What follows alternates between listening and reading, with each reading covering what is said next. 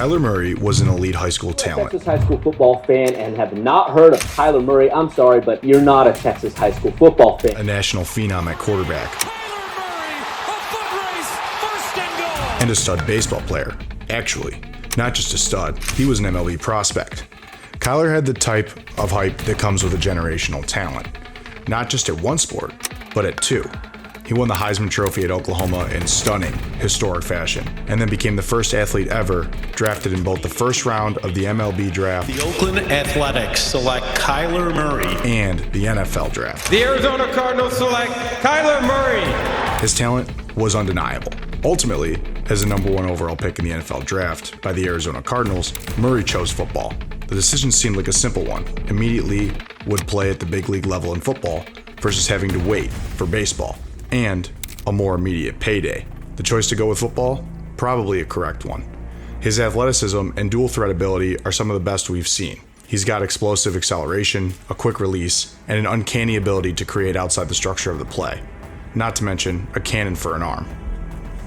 Murray has checked off so many of the boxes that those damn scouts love. But the questions regarding his leadership, preparation, and long-term potential have gotten louder every single year that has gone by after entering the NFL. For all of his talent, currently, Kyler Murray's career arc has been met with uncertainty. We are now 6 years removed from that electrifying draft night, and it is finally time to be honest regarding Kyler Murray. In order to do that, we first need to go back to the beginning. Kyler was born on August 7th, 1997 in Bedford, Texas, to Kevin Murray and Missy Murray. It was clear that the Murray family had an athletic pedigree and expectations when Kyler came into the world. Kevin Murray, Kyler's father, played quarterback at Texas A&M in the 1980s. And when Kyler started high school football, the question wasn't if Kyler would win a state championship, but how many. When Kyler stepped foot at Allen High School, one of the best high school football programs in Texas, it was apparent that there was not a lot of limits on what Kyler could achieve. Kyler was not only a starter at Allen, he was a 3-year starter, leading Allen to 3 straight state titles, never losing a single start. That meant Kyler Murray graduated from Allen High School with a 42-0 record as a starter. By his senior year, Kyler would be ranked by recruiting services as the number 1 dual threat recruit in America, and he received the Gatorade National Player of the Year award. Right away, it was clear that Murray was special. He was part football player, part magician, and often went viral in the YouTube age, with many of his highlights generating buzz on social media, among scouts and college fans. Although his size, officially listed at just over 5'10", raised doubts and skeptics in some places, Kyler's showings at almost every turn disproved all skepticism at the prep level. Originally, Kyler committed to Texas A&M, where his father had been a star, with the hopes of writing a new chapter in Aggies history. Texas A&M, during a flurry of quarterback turnovers, however, made for a bumpy ride for Kyler at the college level. Kyler got his shot as a true freshman, but didn't seem to get settled, sharing snaps with other blue-chip signal callers, and was limited in terms of coaching stability and consistent play. The Aggies' offense lacked rhythm, and no amount of Murray's talent could overcome for the team's shortcomings. Amid rumors in the locker room of being mismanaged and perhaps misplaced, after 1 year of turmoil, Kyler transferred. With this, he reset his path, and he headed for the University of Oklahoma, a move that surprised the football world and would ultimately electrify college football. At Oklahoma, under highly regarded offensive mastermind Lincoln Riley, everything changed. Kyler prospered as a backup for Heisman winner Baker Mayfield in 2017, learning Riley's new and innovative schemes and beginning the process of one of the most extraordinary single-season achievements in NCAA history. And in 2018, Murray had his coming out party. While he was taking the mantle from a legend in Mayfield, Kyler Murray showed just how special he was, lighting up defenses for 4,361 passing yards, 42 touchdown passes to only 7 interceptions, while adding another 1,001 yards rushing and an additional 12 touchdown runs. With Kyler at the helm, the Sooners' offense seemed to be unstoppable. With a rare mixture of blinding speed, effortless arm strength, and anticipation, Murray lit up Big 12 defenses, as NFL scouts took notice, quickly making Kyler the number 1 overall quarterback in the 2019 draft class. For his incredible play, Murray won the Heisman Trophy, the second straight Oklahoma quarterback to achieve the honor. He helped Oklahoma to another college football playoff appearance, where this time they matched up with Alabama. Although they were eventually defeated, Murray conducted himself well fighting from behind, extending plays and flashing brilliance against a great Nick Saban defense. The murmurs began. Perhaps Curley would not opt for the MLB, and instead choose the NFL. Perhaps he was simply too electric to be contained in baseball dugouts. Throughout the spring of 2019, the chatter revolved around whether Murray would choose baseball. He was drafted 9th overall by the Athletics, or leave to the NFL after one season as a college starter. Many teams did not trust Murray as a bet. Only high risks with a lot of upside in a league that celebrates physical prototypes and intangibles. But only one needed to trust him. And that team held the number 1 overall pick. After much deliberation, the Arizona Cardinals decided to take the plunge and select Murray number 1 overall in the 2019 NFL Draft.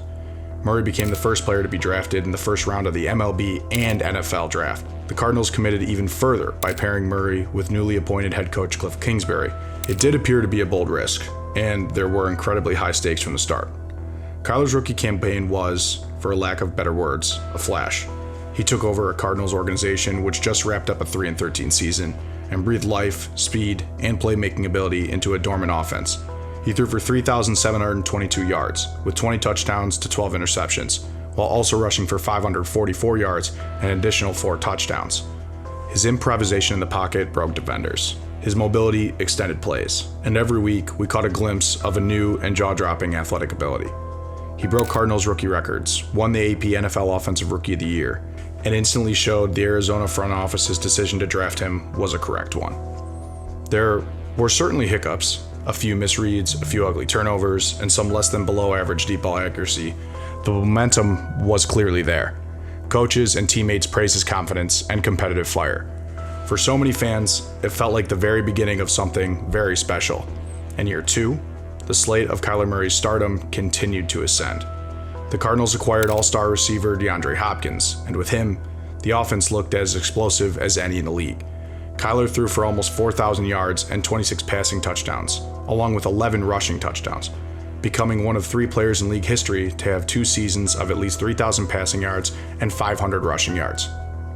Murray's highlights featured his electric physical ability, and he was responsible for many incredible Arizona comebacks, most notably the Hail Murray, a game-winning bomb to Hopkins in the final seconds to defeat Buffalo. By the end of his second season, Kyler was selected to the Pro Bowl, verifying his place among the NFL's best quarterbacks. However, under his achievements, there were some concerns. Inconsistent stretches, persistent injuries, and a murmuring that he and the offense sometimes were too hot and cold. Despite all the fireworks, the Arizona Cardinals failed to earn a playoff berth, and scrutiny mounted. Could Kyler's game elevate, or was he only going to be a player who had moments, not months, of greatness? After a terrific start to 2021, with Arizona sprinting to one of the best records in football and Kyler commanding MVP chatter, it seemed the Cardinals finally had a team and a quarterback capable of a lengthy playoff run.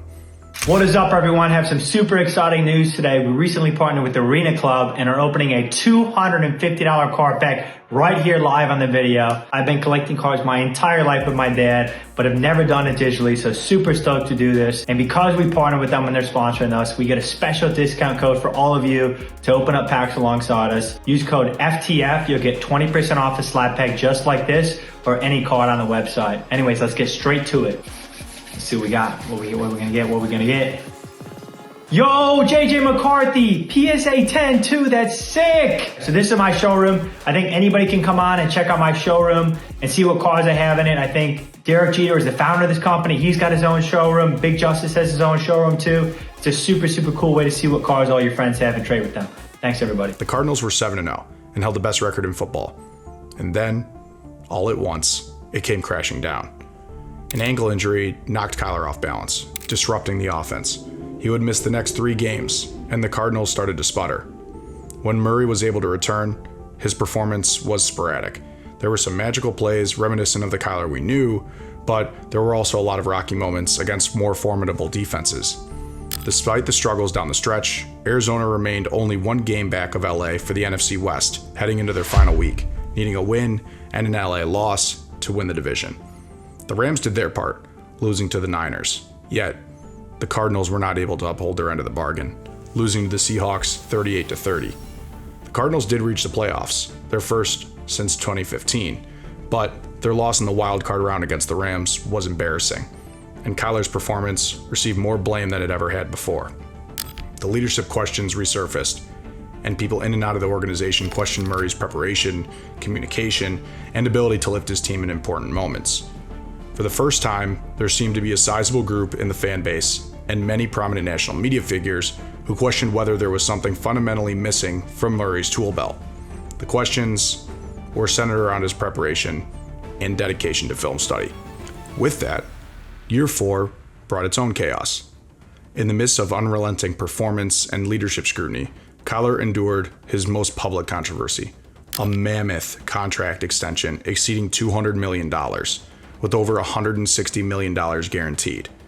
The deal garnered attention not only for the significant dollars, but also for a now infamous addendum that stated Murray had to engage in independent study each week, language that launched a national discussion related to his commitment and professionalism.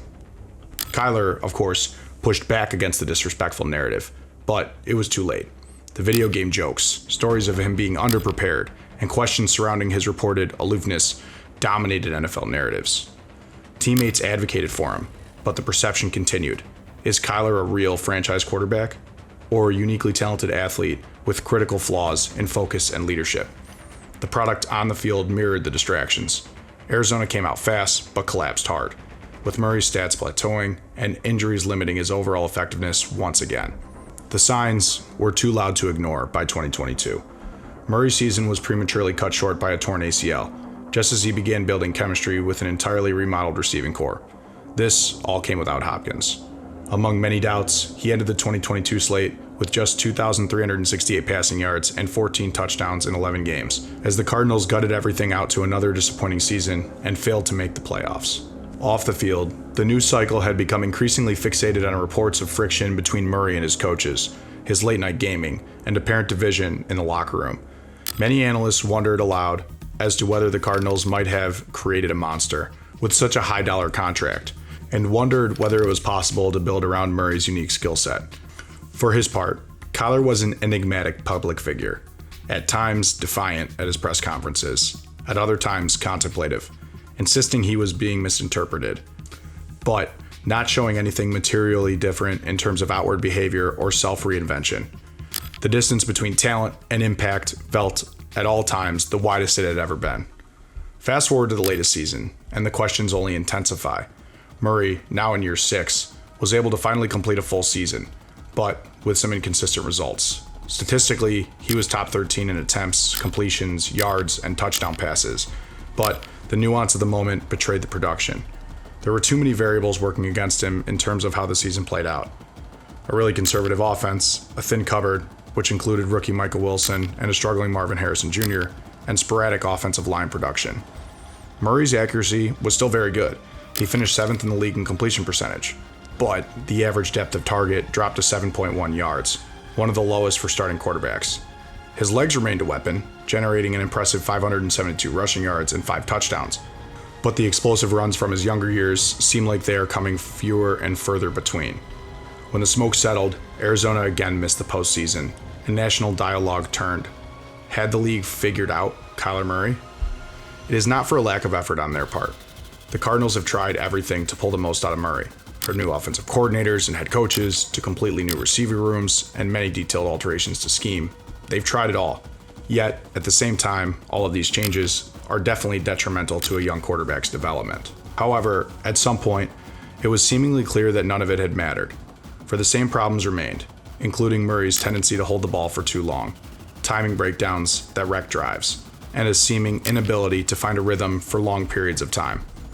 Even in the best moments, when there were flashes of anticipation and occasional surgical precision with a deep throw and ridiculous scrambles behind the line, it usually failed to amount to much. Defenses blitzed Murray at will, like they weren't afraid of him beating them from the pocket, while at the same time doing their best to deflate drives or cause turnovers by missing reads. Fans that once cheered blindly for his magical moments would find themselves frustrated by the previous week with a string of exciting play, and each being surrounded by missed opportunities and what-ifs in breakdowns post-game. The leadership narrative may have been the most divisive aspect of the Kyler Murray saga. On one hand, former teammates and external commentators have disparaged Murray's attitude. He's not a rah-rah guy, wasn't vocal enough, not inspirational in the huddle. Bryce Butler, a former Cardinals receiver, called him the worst recent quarterback to go number 1 in the NFL draft, rating him behind several other recent number 1 picks and not possessing the intangible qualities needed to rally an NFL locker room. Butler said, "Kyler's not really a leader, and people don't really follow behind him, and you have to be a leader as a quarterback." That prompted backlash from Kyler's teammates, like running back Michael Carter, who noted Murray's work ethic and commitment to leadership by example. He's the first one in, last one out, and said he sets a daily standard for commitment. As is often the case, the truth is probably closer to the middle. A reserved character that some interpret poorly, but also a young man still learning the demands of the position. The overall figures and the context underneath them tell a nuanced story. In 4+ seasons, Kyler became only the third quarterback in NFL history with 2 or more 3,000 passing, 500 rushing yard seasons, joining Cam Newton and Russell Wilson in the short list. He has a pair of Pro Bowl selections and has thrown for more than 18,000 yards with 117 touchdown passes, with more than 2,500 yards on the ground and 25 total touchdowns as a runner. Yet, despite all of this, he does not make the upper tier of the league in the way that matters the most: playoff wins, MVP level production, and overall ability to carry a team late in the season in crucial December games. His touchdown to interception ratio is average, and his team seldom achieved winning records in the years that he has started every game.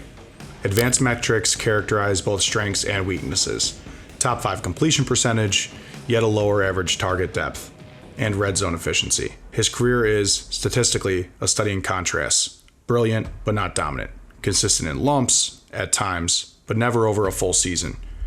When placed beside his peers, the picture becomes more distinct. Joe Burrow, drafted just after Murray, has a Super Bowl appearance, a considerably better quarterback rating, and has already a reputation as a competent field general. Justin Herbert, Lamar Jackson, Josh Allen, Jalen Hurts have all outperformed Murray both statistically and in playoff winning since joining the league, except for Herbert on that front, who is still yet to win a playoff game. Even former first overall picks Baker Mayfield and Jared Goff have now either won more games, advanced deeper in January, or revived their careers from stupors. Murray, as one of the best dual threat quarterbacks, always had his rushing to lead the table, but the disparities in passing polish and big game savvy are hard to ignore. The narrative there is not that Kyler doesn't belong at the big table. It is that he still needs to develop consistency and signature moments to confirm he has what it takes to be an elite level quarterback. After all, that is what he was drafted to be. So, where does this story leave Kyler Murray among the ranks of his peers? The Hall of Fame is full of quarterbacks that were slow starters, doubted, even ridiculed, before rewriting their histories on their terms. But the NFL is also full of cautionary tales, unbelievably gifted players that showed flashes of electric promise, only to dwindle, unable to adapt or step up when the stakes were raised. If Kyler is only remembered for his highlight tapes, for missed opportunities, or his polarizing press conferences, then the final verdict will not be kind.